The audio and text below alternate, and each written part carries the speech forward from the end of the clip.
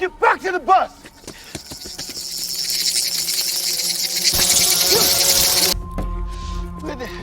You looking for these? Take them. We get to keep Randall, though. You can't save them all. What is up, everybody? Jeremy Eisenfire here, and welcome to the channel. Episode 4 of From is here, entitled There and Back Again, and this episode certainly stepped up the intensity compared to episode 3, which was in large part a setup episode for a lot of the events that we are seeing this week. From who will and will not survive this highly anticipated and very dangerous nighttime arrival of this ambulance, to the devastating events that happened to Randall, to Victor and Sarah giving us a little bit more information about the 1978 massacre, and to Fatima going full Donner Party. But the episode starts off with another mysterious and even ominous phone call coming into the Matthews house, with Ethan being the recipient of the phone call this time, with the same voice claiming to be Thomas informing Ethan that Tabitha is indeed still alive and in danger, and how she will be arriving in town via ambulance. After all, we did hear the voice on the phone state to Ethan that Tabitha is going to need his help, and to be brave, which we see causes Ethan to run out of the house in a reckless manner yet again. And you would have hoped that Ethan would have learned his lesson by now, after opening the door for the granny monster in episode 1. But I also suppose that he is still just a child that is missing his mother, so you can kind of understand why he might continue to make these kind of foolish mistakes. Which, if nothing else, gives us a little bit more context as to what these phone calls might be, and how they are not certainly only in Jim's head. A lot of us were left wondering after the previous episode if Jim was the only one who could hear these phone calls, but it seems like they are indeed real. Which makes me wonder if this voice is in some way tied to the same voice that Jim heard on the other end of the radio at Season 1. And you also start to wonder as to the nature of some of these phone calls and if these voices are trying to help, or if it's a little bit more ominous. Just going off the dialogue and the tone of the voice, it kind of almost sounded like it was a little bit more nefarious, but yet you can't help but wonder, were they trying to help, as they did actively give Jim and the Matthews family a warning that Tabitha would be returning. After all, would Jim have risked going outside to see who was in that ambulance if he hadn't heard that message prior? Or could this potentially have been one giant piece of bait to lure Ethan outside when the ambulance showed up to potentially get him hurt or worse? Whichever it is, I get the feeling we certainly have not heard the end of these phone calls. We also get some pretty interesting reveals through Victor and his story time with Sarah, as we not only learn a little bit more about the 1978 massacre and how Victor first responded to it, but also a big revelation surrounding Christopher, as we first learn that Victor had trouble even attempting to try and bury all of these bodies himself, as he was just emotionally too distraught. As we then learn that the boy in white told Victor to bury some of their most precious personal possessions instead of burying their actual bodies. Which of course then begs the question, just what exactly happened to all of these bodies and who disposed of them? Was it the boy in white himself that got rid of all of these bodies, or could the dogs potentially have had a hand in this as well? And I'm certainly leaning a little bit more towards the dogs having some kind of hand in burying these bodies, or as my co-host Ravener has suggested, maybe the Brundles are filled with dead bodies. Could these dogs potentially have dragged all of these bodies off and dumped them into the Brundles to dispose of them? Or will we potentially never find out what really happened to the bodies? One thing we do know is the personal possessions that Victor took off each one of the bodies, he buried inside the suitcase that he dug up in the previous episode. And it seems like these personal possessions are acting very similar to how Victor's drawings did in the past, where they are seemingly starting to bring back some memories for Victor, as he also reveals to Sarah that remembering some of these things are going to be very scary for him, which is why we find out that he went to Sarah's house with the suitcase in the first place. Victor apparently looks at Sarah to be the scariest person in town and thinks she will not be afraid of these revelations. And I must say, I really got an absolute kick out of this line from Victor earlier in the episode. You came here with your sister? My mother, too, but they died. Just like Nathan. Except I didn't murder them. And if nothing else, that line also indicates to us that Victor is under the assumption that both Eloise and his mother are dead. But I get the feeling we are going to find out that Eloise is still alive somewhere. But as Victor starts to go through some of the contents of this suitcase, he starts to remember some small things at first, like the watch that he picks up, which he remembers belonged to a man named Mr. Gerber, a man who apparently always smelled like onions, followed by an old cigarette case that he remembers to belong to somebody named Dolores, who apparently was always found crying. But then he starts to realize that there is nothing in the suitcase that belonged to Christopher, which starts to jog loose a memory that confirms a long-awaited fan theory that the doll did indeed belong to Christopher. A puppet that we learn is not only named Jasper, but also was seemingly influencing Christopher to potentially do something nefarious. Which of course opens up a whole new line of questioning as to what this doll really is.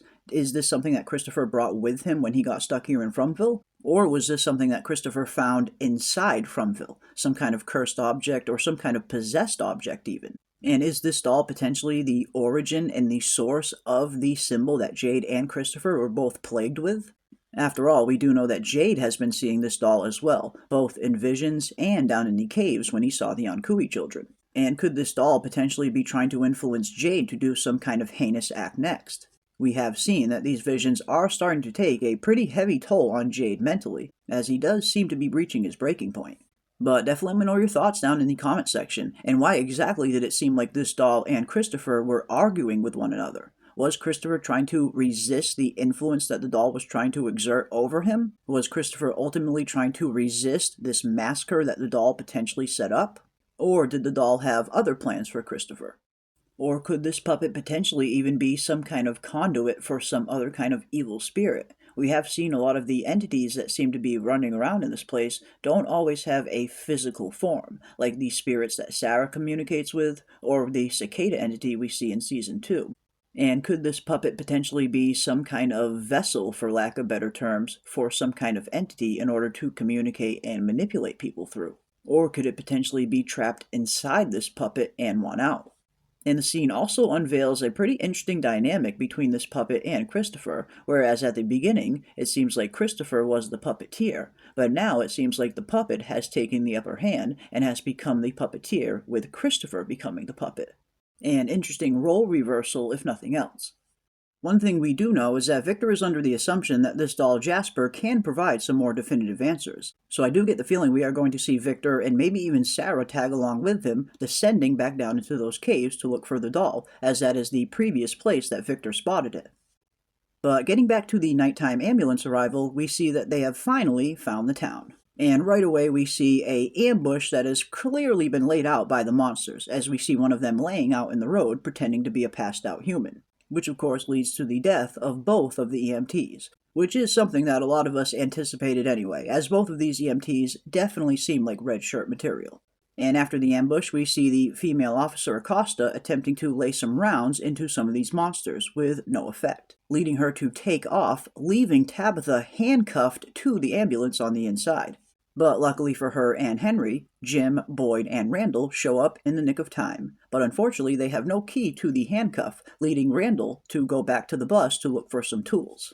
Which is where things really start to get interesting, leading to some devastating consequences. As we see Randall approach the bus, he is already starting to have visions of the cicadas once again, which couldn't have come at a more inopportune time.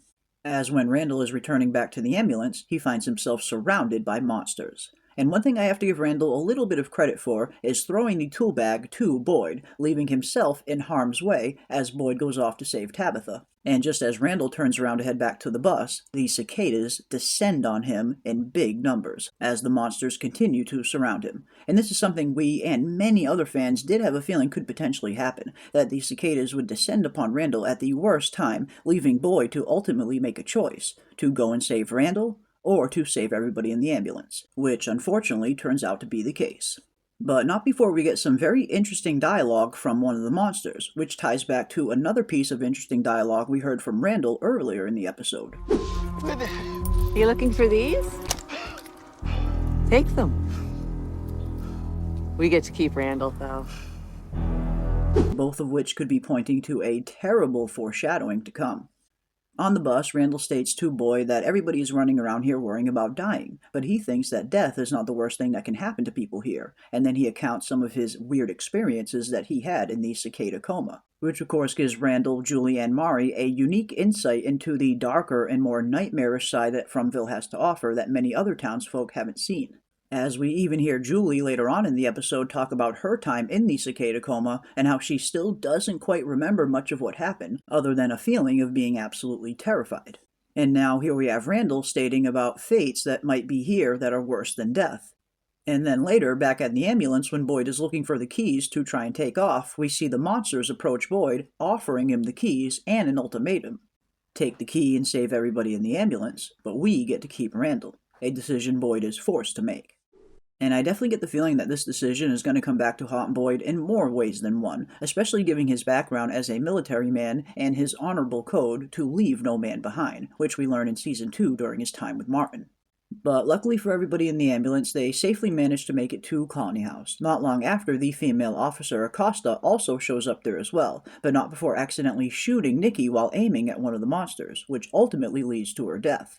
And while at Colony House, we see a few interesting scenes begin to play out, beginning with Tabitha recounting to Jim some of her experiences of what she went through and how she was indeed back in the real world, and how she returned with Victor's father, no less.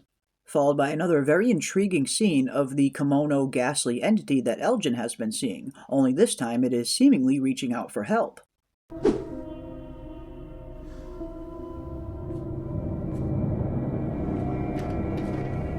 Where are you going?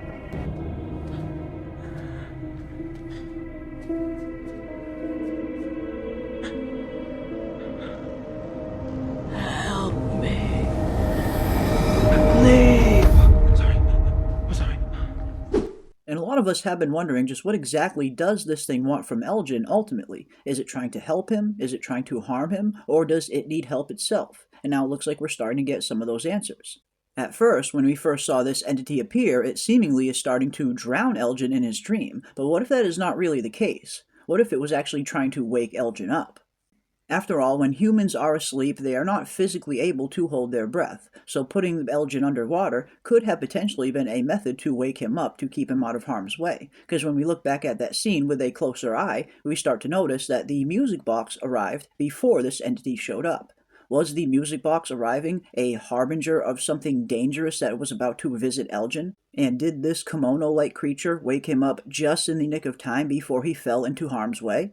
And if so, just what exactly kind of help does this entity need? Is this thing stuck in some form of in-between state, in between life and death, not able to move on? Does it actually need Elgin's help to finally be free? And was this person even a former member of Fromville at some other point in time that came across some horrific death?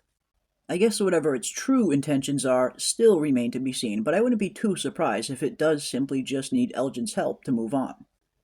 And speaking of needing help, we see Fatima begin to take her unique cravings to a whole new level, as we see that now she has upgraded from rotten food to craving human flesh, or at the very least, human blood, as she starts to feed on Nikki's dead body.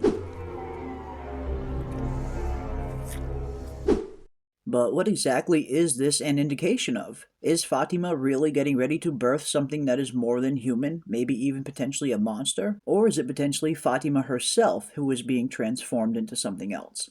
And of course, one is left to wonder, what exactly is going to be the next step for Fatima? If she is starting at rotten food and upgrading now to human flesh, just what exactly is she going to start to crave next? Is she going to want her next meal to be a little bit more alive? Could she potentially become a danger to Ellis or other people around her? And could we potentially even see Fatima start to take a chunk out of Ellis next?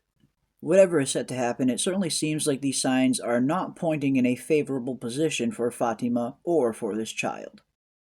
And speaking of ominous foreshadowings, the episode then ends with Randall being dumped on top of the ambulance outside Colony House, surprisingly still alive. Which of course begs the question, why did the monster spare him, apart from taking a big chunk of his cheek, that is? Which has led some fans to believe that Randall himself is being turned into a monster. After all, we did get some interesting foreshadowing potentially pointing to something like this happening, not only with the dialogue from Randall, stating that he believes that there are fates here that are worse than death, and of course being turned into a monster could definitely be considered one of those fates, but also the dialogue we get from the monster itself, stating that we get to keep Randall now. Could that potentially mean that Randall is getting ready to join Team Monster? After all, they are down a member after losing Smiley, and one interesting theme we have seen developing on the show is that when humans die inside Fromville, it almost seems like new arrivals show up to replace them. And could Fromville now potentially need a new monster to take the place of Smiley after he was killed off? Is there some kind of balance that needs to be maintained in terms of how many people and how many monsters there are inside Fromville? Or could Randall potentially just have been dumped on the ambulance just to further antagonize Boyd, into reminding him that he left one of his own behind, which led to them severely getting injured? I suppose it could go either way, but I wouldn't be too surprised if this was just simply another psychological attack on Boyd to remind him that he left a fellow man behind. But definitely let me know your thoughts and comments down below. What did you think about episode 4, and could we potentially be seeing a character getting ready to get turned into a monster to replace Smiley, be it Randall, Fatima, or the baby? But that is going to do it today for our episode 4 breakdown for There and Back Again. And if you enjoyed this video, don't forget to leave a like on your way out and consider subscribing to stay up to date on all of our upcoming content. And don't forget to come and join us live every Saturday and Sunday night for our pregame and live watch parties. And until next time, keep those tinfoil hats on, folks, and I will see you on the next one. I know what's missing. Hello, Victor. His name was Jasper.